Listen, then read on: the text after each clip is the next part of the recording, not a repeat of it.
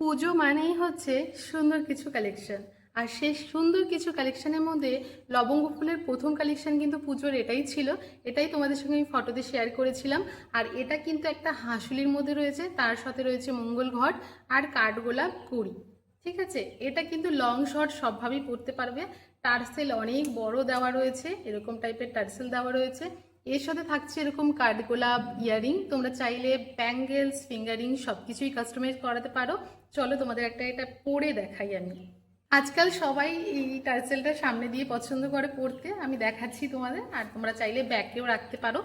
এইটাও কিন্তু শর্ট করে পরতে পারবে, আর চাইলে কিন্তু লং করে পরতে পারবে। লংটা ভীষণ সুন্দর লাগছে, দেখো তোমরা, লংটা ভীষণ সুন্দর লাগছে এটা।